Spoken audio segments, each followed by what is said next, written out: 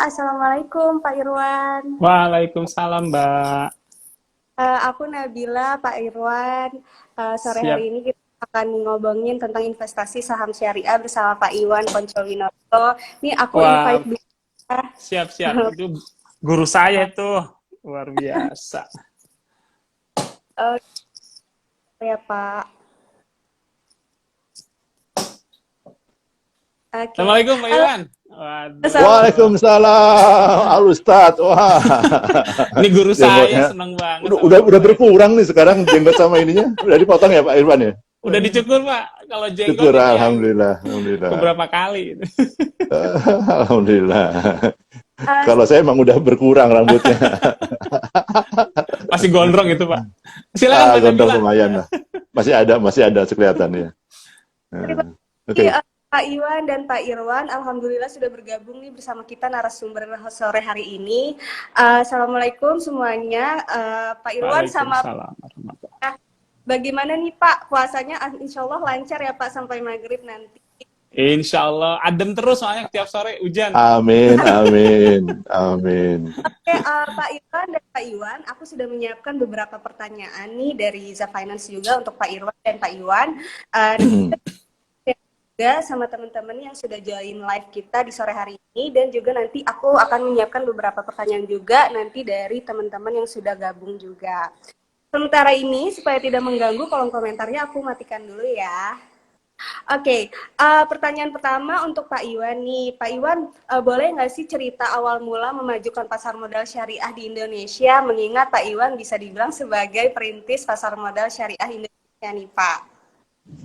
Oke, jadi itu 24 tahun yang lalu. Jadi 25 tahun yang lalu saya sama teman-teman dan Reksa memulai reksadana di Indonesia, ya. Dan kemudian setelah jalan hampir 1 tahun, ternyata reksadana kita tuh laku banget gitu. Nah, akhirnya kita pikir kita terbit lagi yang baru nih. Apa yang terbit yang baru? Saya bilang, wah harus yang syariah, saya bilang gitu kan. Oke, kita buatin yang syariah. Nah, waktu kita membuat yang syariah, waktu itu Dewan Pengawas Syariah ada di tiap-tiap lembaga. Belum ada Dewan Syariah Nasional. Ada di Bank Muamalat, Ausan Takaful, di Bank Syariah Mandiri. Nah, saya nyari siapa ulama yang mau jadi Dewan Pengawas Syariah di Dana Reksa. Wah, mereka semua pada bilang, wah kita nggak ngerti pasar modal, nggak ngerti saham nih. Wah, untung Pak Kiai Ma'ruf Amin waktu itu karena ada satu hubungan tertentu mau beliau tuh, oh ya saya jalanin, dia bilang gitu. Nah, akhirnya kita undang Pak Ma'ruf Amin menjadi Dewan Pengawas Syariah, ada tiga orang. Kemudian datang ke Bapak Pam. Dulu kan OJK namanya Bapak Pam ya. Nah, Bapak Pam dapat approval. Tapi waktu mau bikin fatwa, bingung nih. Gimana caranya? Karena kan harus ada konsensus ya antara para ulama. Akhirnya akhir Juli, jadi tanggal 3 Juli kita dapat approval untuk efektif. Akhir Juli kita buat lokal ulama. Nah, waktu itu Ketua MUI ngundang, ada lebih dari 100 ulama dari seluruh Indonesia datang membahas tentang reksadana. Nah, dari situ muncul rekomendasi seperti apa bentuk fatwanya, dan sampai satu rekomendasi untuk mendirikan Dewan Syariah Nasional. Nah, itu yang terus terang membuat saya jadi, Pak Irwan, jadi semangat banget tuh. Tadinya agak ragu-ragu. Karena di Bapak Pam tuh, waduh susah banget tuh dapat approval-nya. Tapi setelah lihat ulama 100 lebih kumpul, mereka semua semangat mau jalan, wah saya tambah semangat nih. Ulamanya semangat, masa kita enggak ya? Wah, udah semangat. Nah, udah kita jalan, terus kemudian waktu itu, sesudah itu, nggak lama kemudian Krismon. Iya, 98 Baru ya. mulai Krismon tuh, 97, 98 tuh, Iya, waduh. betul. Jadi kita baru jalan 3 bulan Krismon, Agustus 97. Nah, terus kemudian Islamic Development Bank mau bantu Indonesia. Mau bantu Indonesia oleh Pak Ustadz itu yang Menteri Keuangan itu diminta bantu di pasar modal. Mereka bawa uang $100 juta mau taruh di pasar modal. Diserahkan ke Dana Reksa. Nah, dari situ Pak Irwan kita punya modal untuk bertransaksi, berkreasi dengan bantuan dari Islamic Development Bank untuk akad-akadnya. Nah, tapi ya waktu itu kita nggak tahu tuh bahwa boleh ada surat hutang. Jadi kita pikir sadarnya hanya saham doang, nggak berani ngomong yang ada campuran, nggak berani itu ngomong tuh waktu itu. Itu kira-kira mulainya. Oke, terima kasih. Pak Irwan, ceritanya menarik sekali nih. Sekarang aku mau bertanya ke Pak Irwan. Boleh juga dong Pak Irwan cerita nih flashback 1 dekade pasar modal di Indonesia, khususnya syariah itu seperti apa, Pak? Baik, Mbak Nabila. Jadi saya kebetulan mengikuti persis gitu. Saya ingat banget waktu tim Pak Iwan Ponco dan Alexa datang ke bursa tahun 2000 mau bikin JII. Oh Saya baru betul ya, ya. masuk. Saya baru masuk itu, Pak. Persis di bagian riset. Saya ketemu sama Ustadz Kani waktu itu di sana di BIJ gitu waktu BIJ. Ya, ya. Jadi memang Pak Iwan ini urban legend gitu. Legend yang masih alhamdulillah masih hadir, pelaku waktu itu, saat ini masih pelaku dan nanti juga pelaku. Jadi legendnya legend hidup nih. Saya senang sekali guru saya itu. Nah, kebangkitan itu tidak ada tidak akan terjadi jika tadi 97 Dana Reksa Investment Management yang ada komandonya di Pak Iwan itu menciptakan reksadana syariah pertama. Tidak akan terjadi kebangkitan di 2011 kalau 2000 tidak ada Jakarta Islamic Index. Gitu. Jadi semua itu adalah sebuah rangkaian. Nah, kemudian apa yang kita lakukan di 2011 itu kita mengubah strategi. Karena setelah kita lihat dari 97 sampai 2010 kan sukuk sudah ada. Peraturan OJK Bapepam waktu itu 2006 sudah ada. Reksadana syariah pertama sudah ada. JII sudah, indeks sudah ada. Apa sih yang kurang gitu? Ya kan? Semua sudah lengkap, tapi kok nggak growth, nggak tumbuh, gitu. Nah, waktu itu akhir 2010 saya ingat banget Pak, saya melakukan riset kecil-kecilan untuk melihat karena waktu itu saya bertanggung jawab di market development. Saya lihat ini syariah ini harus dibangunkan, tapi gimana caranya? Setelah kita lakukan riset, ternyata memang ada satu miss yang harus kita segera benarkan, yaitu pertama pemahaman. Jadi pelaku pasar fokus, regulasi fokus untuk membuat produk, sementara pemahaman belum ada yang nyentuh. Kebayang kan misalnya dana reksa sendirian gitu kan nggak mungkin gitu. Pasti berat. Nah itu kemudian kita harus punya strategi khusus untuk mempercepat memahami masyarakat paham tentang pasar modal syariah. Pelaku pasar itu bukan hanya tahu 30 JI. Gitu. Padahal kan 2007 sudah ada daftar efek syariah. Yang itu 200-an saham waktu pertama kali keluar. Waktu 2010 itu udah 300-an saham syariah. Jadi pelaku pasar tuh harus tahu bahwa saham syariah itu bukan hanya 30, tapi ada ratusan, ada daftar efek syariah. Nah itu. Kemudian yang ketiga, perlu landasan fatwa. Gitu. Seperti waktu tadi cerita Pak Iwan, waktu reksadana syariah mau ciptakan, kan perlu ada fatwa agar leluasa secara fikih. Nah waktu itu kita harus juga perlu fatwa untuk meyakinkan transaksi. Karena pada saat itu pasar modal adalah judi, udah kan berat kita. Benar nggak Pak Iwan kan? Ya kan? Betul. Menjelaskannya berat. Kalau sudah pemahamannya pasar modal itu adalah judi. Wah, gimana mau transaksi? Nah, kita perlu dasar fatwa yang menyatakan bahwa transaksi di pasar modal syariah itu transaksi di pasar modal itu bisa syariah. Nah, jadi pada tahun 2010 kita lakukan riset, 2011 kita launching tiga-tiganya. Kita ISSI kita launching, indeks saham syariah Indonesia, composite syariahnya untuk saham.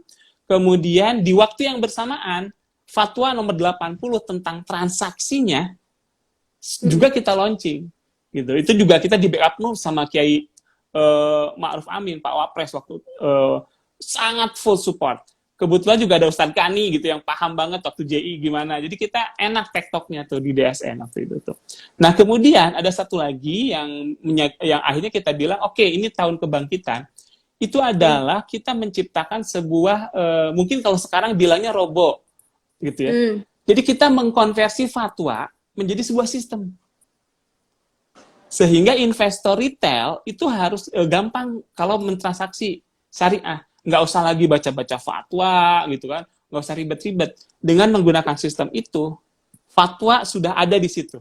Jadi dia tinggal enak aja transaksi, dimudahkan.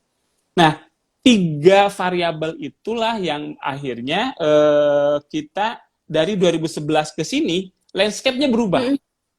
Gitu kan, landscape berubah. Reksadana syariah yang sudah dipelopori oleh Dana Reksa Investment Management waktu itu, begitu ada ISSI, composite kan jadi pilihan jadi banyak. Wah ternyata banyak pilihan nih, langsung tumbuh banyak. Gitu. Kemudian transaksi juga berubah cepat, terutama dimudahin. Saya ingat banget waktu saya di bank 97, saya masih di bank tuh, Pak Iwan. Mau jadi investor tuh mahal banget ya, Pak. Puluhan juta Susah kan, ya, Pak? susah Puluhan betul, juta, betul. Modalnya tuh puluhan betul. juta. Harus Gitu, mahal buka banget. rekening segala macam ya, ya. Iya, dan mahal gitu. Nah, akhirnya Ya. kita ubah karena waktu itu kita hasil riset menunjukkan pasar kita itu pasar retail. Kalau kita tetap 20 juta itu berat gitu. 50 juta untuk buka akun itu berat. Akhirnya BI waktu itu mencanangkan 100.000 buka akun. Nah, itulah kenapa tahun 2011 kita bilang sebagai kebangkitan. Ceritanya begitu Mbak Nabila, Pak Iwan. Menarik. Dan menarik sekali nih Pak Irwan ceritanya ya, dari masanya Pak Iwan, terus ada juga masanya Pak Irwan juga nih. Nah sekarang aku mau bertanya ke Om Iwan nih. Ada yang berpendapat bahwa investasi di saham itu seperti judi nih. Sebenarnya gimana sih Om Iwan pendapat syariah mengenai jual beli saham? Nah, jadi gini, ini pertanyaan yang bagus sekali. Ini yang kita hadapi waktu kita mulai tahun 2000 jalan nih, ya. Tertolong dengan waktu itu ada 2002 ada obligasi syariah dari Indosat ya, Irwan ya. Ada itu agak tertolong lah lumayan. Tetapi itu jumlahnya kan kecil sekali. Sebentarnya udah habis, udah mau beli lagi udah nggak ada yang jual gitu. Nah terus orang mau bertransaksi. Waktu kita bikin Jakarta Islamic Index, kita terpaksa hanya ambil sedikit. Kenapa? Kalau kita ambil banyak waktu itu, research-nya kan repot banget tuh. Belum ada fatwa lagi. Jadi kita nggak tahu kalau kita mau bilang bahwa ini syariah, dasarnya apa? Dasar fikihnya, balas hukumnya belum ada. Jadi waktu itu agak nekat aja kita buat 30. Nah, konyolnya waktu kita bilang 30 yang JII, orang bilang yang lain tidak sah, tidak syariah. Wah, kan jadi susah. Saya sama teman-teman yang bukan di 30 itu ditanyain, gimana nih kita udah syariah kok nggak dimasukin? Nah, akhirnya muncul kan untuk seluruhnya. Nah, sekarang pertanyaannya gini, apa yang namanya judi? Dulu itu orang beli saham itu banyakkan waktu IPO ya, Pak Irwan ya. Iya, betul, betul. Rebutan di IPO, nganter di IPO. Kenapa? Sesudah IPO mereka jual lagi, kemudian untung. Mereka nggak tanya tuh, yang IPO perusahaan apa? Nggak dipikirin. Pokoknya asal IPO aja.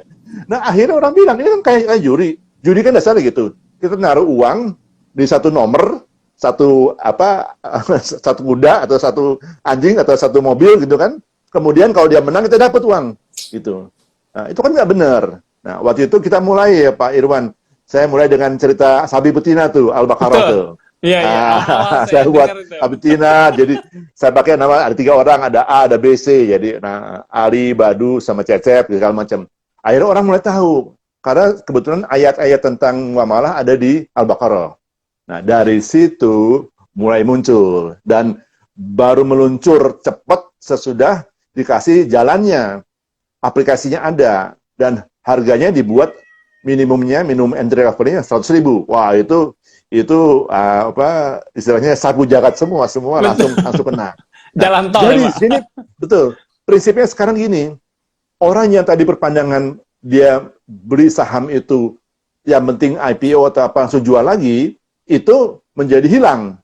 Bahwa sekarang waktu dia beli saham, ada daftar saham yang syariahnya, yang baru kan berarti belum masuk sana, terus kemudian dia lihat dulu dari sana apa aturan mainnya gitu.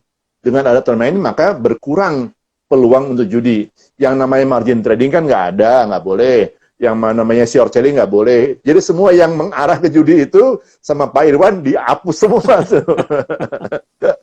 Saya kebetulan waktu itu memang juga aktif di Dewan Syariah Nasional. Dan Kani Hidayah yang sebut tadi, Ustadz Kani itu adalah salah satu orang dana reksa yang juga aktif di Dewan Syariah Nasional sampai sekarang. Gitu. Jadi gitu. Jadi sudah macam itu orang jadi tahu, oh ini bukan judi karena kita beli saham, kita memiliki perusahaan. Nah, itu yang kita sampaikan. Beli saham itu memiliki perusahaan, ikut memiliki perusahaan. Mau cuma 1 per mil nggak jadi soal, ikut memiliki perusahaan. Gitu. Jadi bukan judi, gitu ya. Oke. Jawaban dari Om Iwan ini nggak jadi bikin salah kaprah lagi ya Om Iwan ya. Buat ya.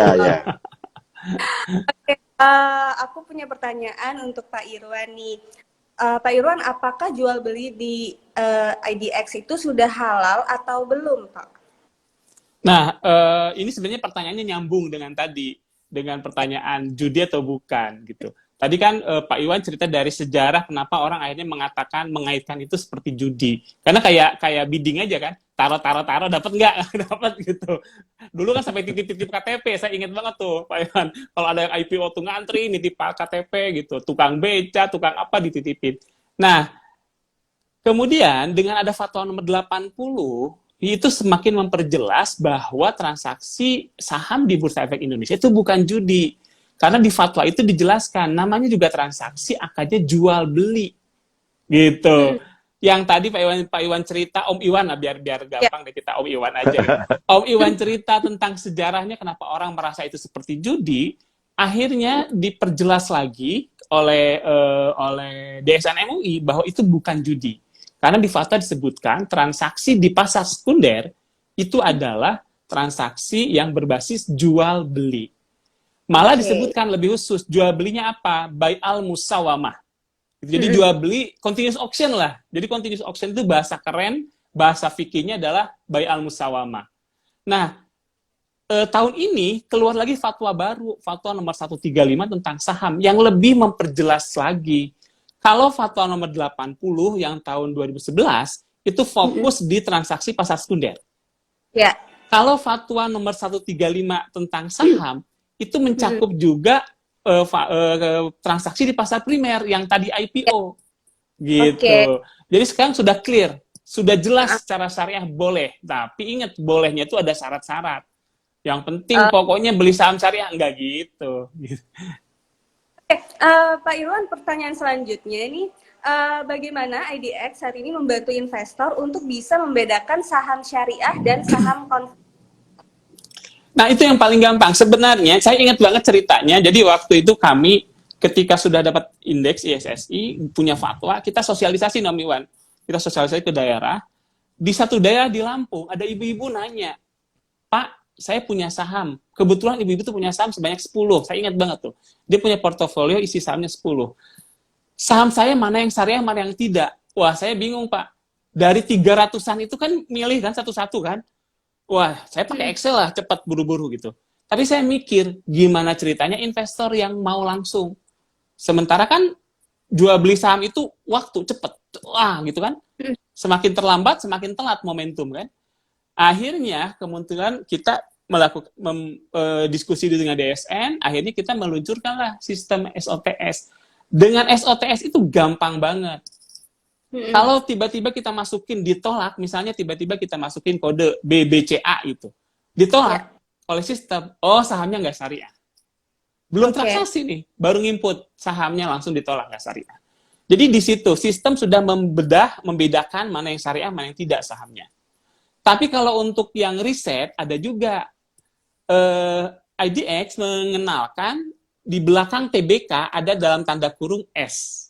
Jadi kalau perusahaannya syariah, nama perusahaan misalnya PT Telekomunikasi Indonesia TBK titik dalam kurung S. Nah, itu berarti syariah. Gitu. Jadi akademisi yang tidak punya sistem bisa lihat dari situ. Itu caranya, gampang sekali.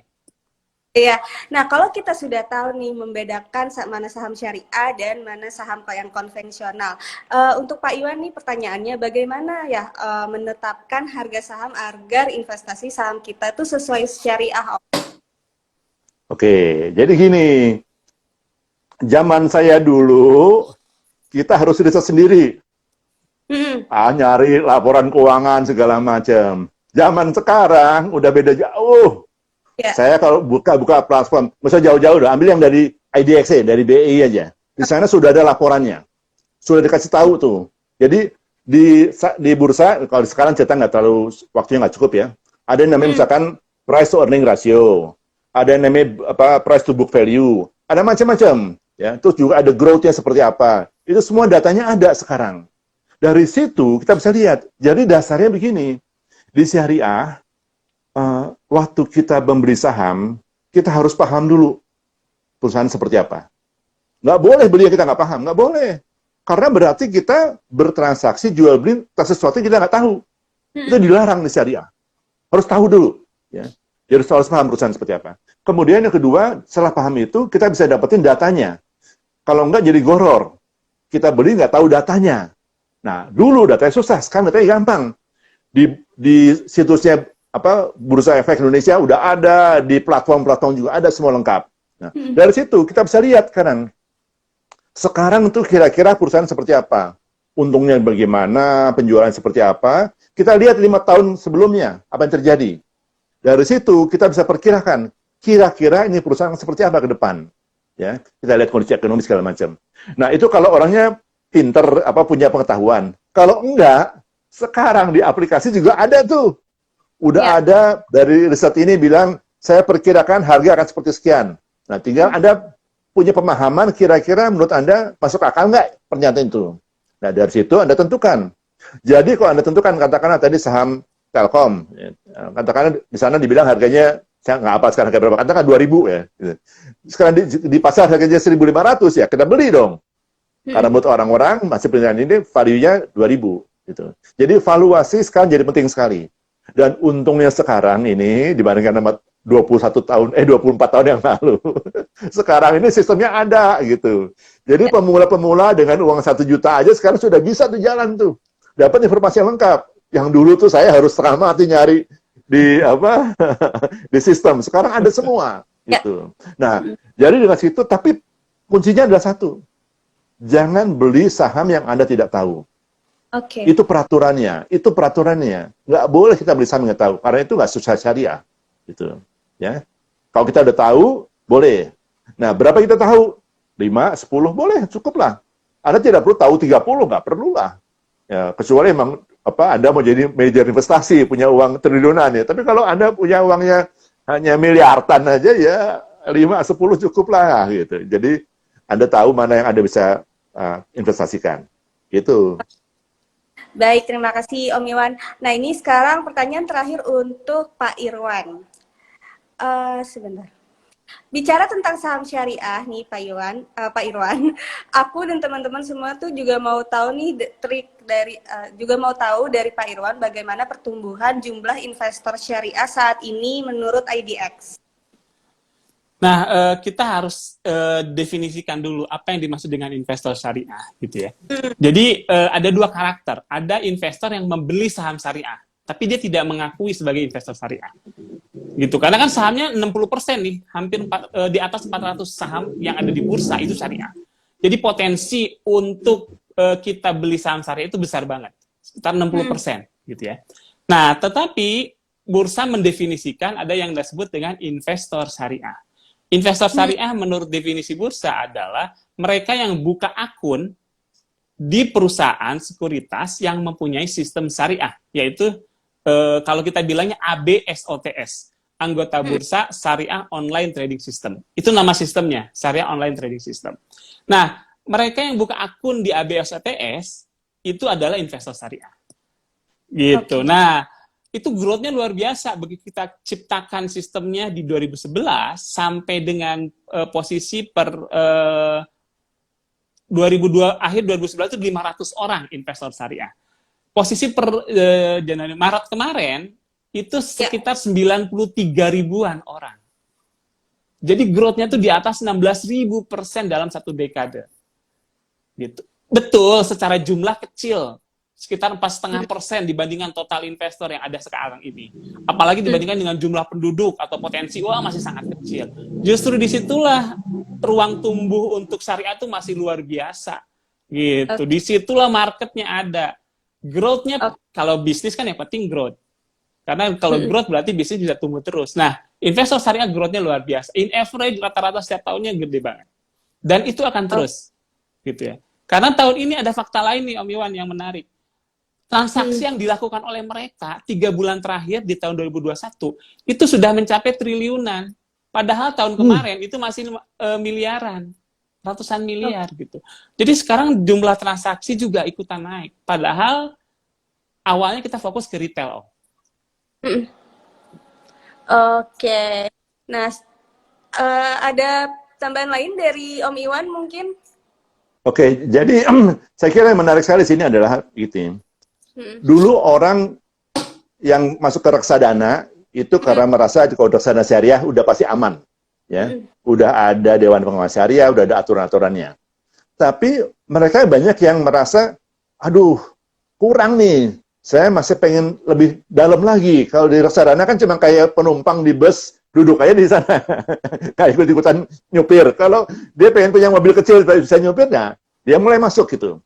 Nah, karena itu, sekarang minatnya besar. Ditambah pengetahuan bahwa ini adalah halal, membuat mereka tambah yakin.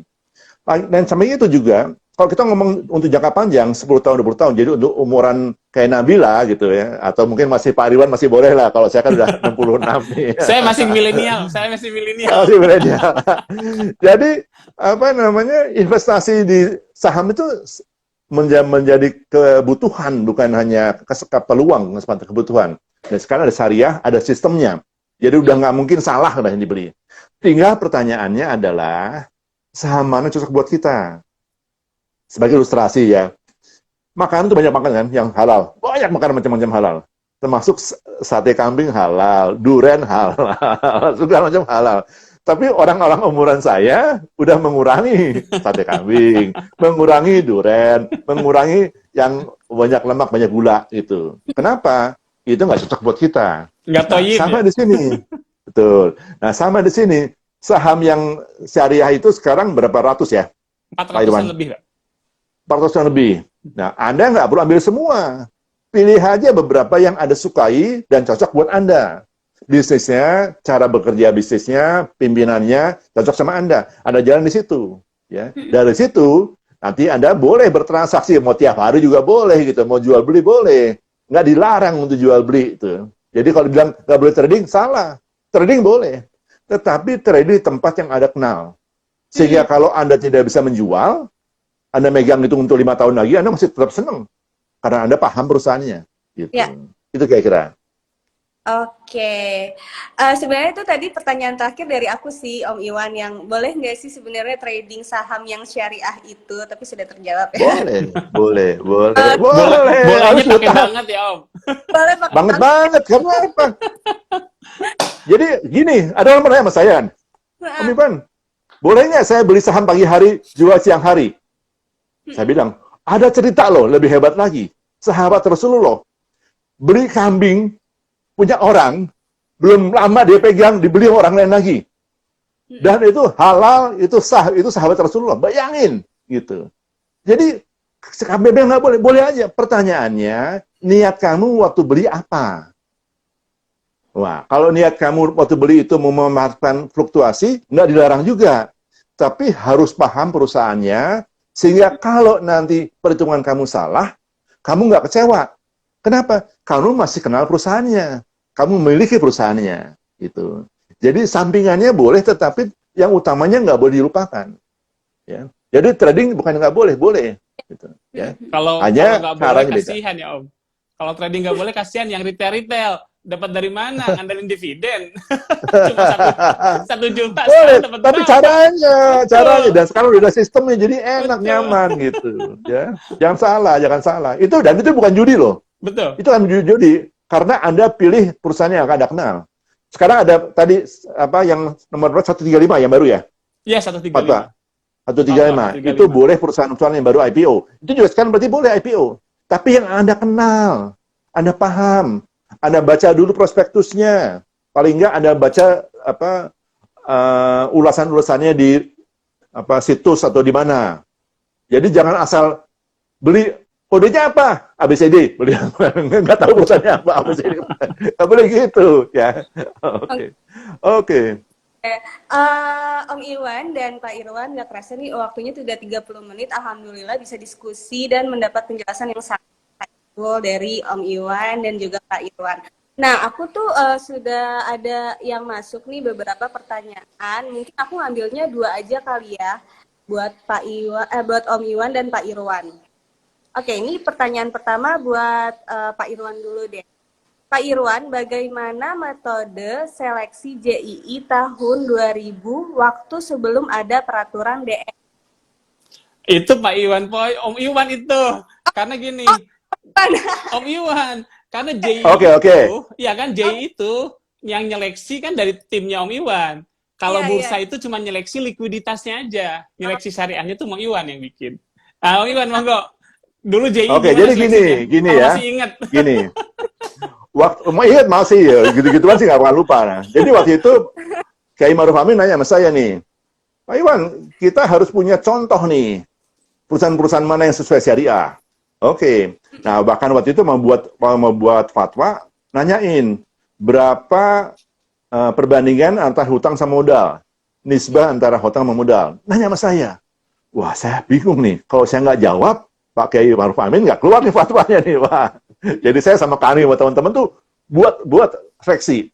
Kita ambil 100 yang menurut pendapat kita kira-kira cocok dengan syariah. Kita buat terus. Ada satu yang Yosef Ginting tuh, itu juga jadi kita menyebutnya jadi Yusuf Ginting karena dia Yosef tapi ngurusin yang syariah jadi Yusuf Ginting. Nah, terus kita udah cari, dapat. Sesudah itu saya baca bukunya itu Benjamin Graham. Dia bilang untuk mencapai diversifikasi harus minimum 30 jenis saham. Ya udah saya bilang, tadinya saya mau 20. Kenapa 20? Mbak Irwan, itu tanggal lahir saya. Cuma kan nggak enak dong. Udah JII Jakarta Iwan Index kan nggak enak juga. Tanggal saya 20 aja. Sampai 30. Bercanda ya. Sampai 30. Dapat 30 nih, karena 30 buat kita cukup memadai untuk kita buat. Kita bawa ke Bursa Efek Jakarta waktu itu ya, masih Bursa Efek Jakarta. Kita kirim ke sana. Minta tolong dicek lagi nih. Bener nggak nih yang kita punya? Jadi riset dicek. Jadi itu mungkin Pak Irwan yang ngerjain itu. Cek semua. Udah dicek itu semua, ternyata cocok. Baru kita ngomong sama Pak Maruf Amin, Pak Kiai Maruf Amin, beliau setuju, kita terbitkan. Jadi JII itu bikinnya begitu waktu itu milihnya. Tapi yang saya bilang tadi, gara-gara kita milih 30, yang lain kok jadi protes sesudah itu. Masa kita dia kan haram gitu. Gitu. Akhirnya masa dan saya bikin lagi yang kedua kan nggak enak dong. Ya, akhirnya yang bikin Bursa Efek Indonesia waktu itu. Ya. Iya, jadi saya ingat banget waktu itu, lanjutin sedikit. Bursa Efek Indonesia lebih fokus ke soal likuiditasnya. Karena kan kita harus punya dasar. Kenapa cuma 30? Oh, yang paling liquid. Nah, definisi liquidnya apa? Nah, kita bantu. Jadi, waktu itu kolaborasi tuh. Memang market itu harus kolaborasi. Untuk urusan sahamnya syariah atau tidak, itu adalah di Dana Reksa Investment Management, Om Iwan dan tim. Sementara untuk likuiditasnya, bursa. Gitu. Itu ceritanya, Mbak. Oke. Aku satu pertanyaan lagi untuk Pak Irwan. Pak Irwan, saat ini hanya ada 3 indeks syariah. Apakah ada rencana menambah jumlah indeks syariah agar produk reksadana syariah makin banyak? Kok reksadana nih jadinya? Oh iya, betul. Kalau indeks banyak, reksadana banyak. Memang begitu, Mbak. Nah, saya kasih bocoran. Insya Allah, Ramadan tahun ini kita akan menerbitkan indeks baru. Om harus tahu, pada tahu mungkin ya. Tahu. IDX MS BUMN 17. Kenapa tahu? Kenapa? Yang bikin MS siapa? Kan saya yang bikin MS juga. Oh iya, betul. Saya ingat yang dulu awal-awal MES itu juga Om Iwan tuh. Saya ingat ikut meeting waktu di Bank Muamalat masih di gedung Artaloka itu, saya masih ingat tuh. Artaloka ya. Jadi betul, teman-teman gitu ya yang saat ini hadir. Pertanyaan itu sangat valid. Ramadan tahun ini insya Allah kita akan mengeluarkan indeks baru, syariah baru, yaitu IDX MES BUMN 17. Ini kerjasama antara IDX dan MES untuk menerbitkan indeks dengan tracking BUMN. Nah, kenapa 17? Ini ada, kalau dari sisi MES itu adalah 17 Ramadan gitulah, keren-keren lah pokoknya. Kalau dari sisi kami itu karena data yang paling memungkinkan itu adalah 17. Sementara kan tracking BUMN itu jumlah total BUMN itu sekitar 22 atau 25 gitu. Jadi trackingnya kan sedikit. Kita ambil 17 untuk ngasih spare. Gitu. Itu pun up to. Gitu. Kalau misalnya ada yang keluar masuk BUMN. Nah, apa manfaatnya? Ya kita push Menteri BUMN untuk ayo dong BUMN jadi emiten semua gitu ya, Om Iwan. Biar banyak pilihan gitu. Saya tambahin dikit ya. Ya, silakan Pak Om.